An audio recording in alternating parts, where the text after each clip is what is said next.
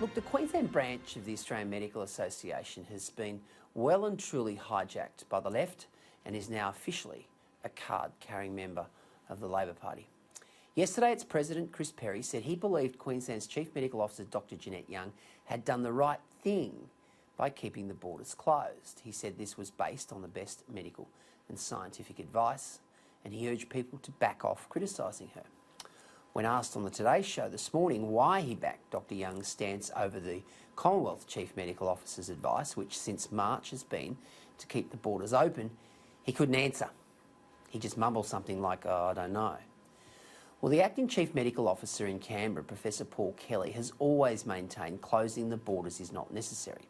Professor Kelly is among the world's leading epidemiologists, and he sits on 2 World Health Organization infectious disease panels.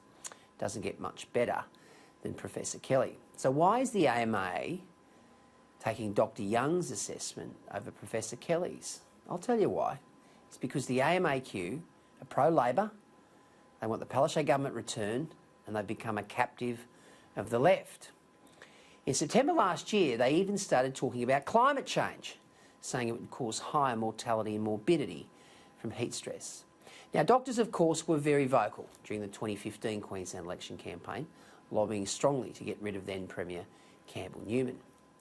But my medical sources today say that the AMAQ here in Queensland has drifted so far to the left that many medicos are now actively distancing themselves from the body. In fact, I had probably half a dozen calls today from surgeons and senior clinicians distancing themselves from the AMAQ, and they were particularly upset about the fact that they stood over there in Parliament on the parliamentary green, the Parliament green area, rather than do that particular comment outside the AMAQ headquarters. To stand beside Queensland Health Minister Stephen Miles and say the government has done the right thing on border closures is a political stunt that may well backfire.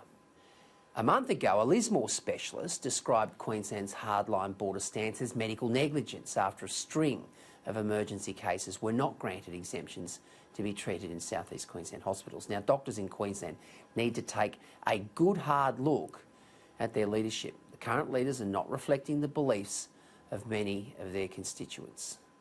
They are nothing more than an active political arm of the Labor Party at a time when business leaders throughout the country are imploring premiers to change their hardline border stance. Doctors, these doctors anyway, are actively trying to undermine our fiscal recovery.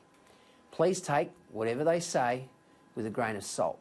They should leave the politics to politicians.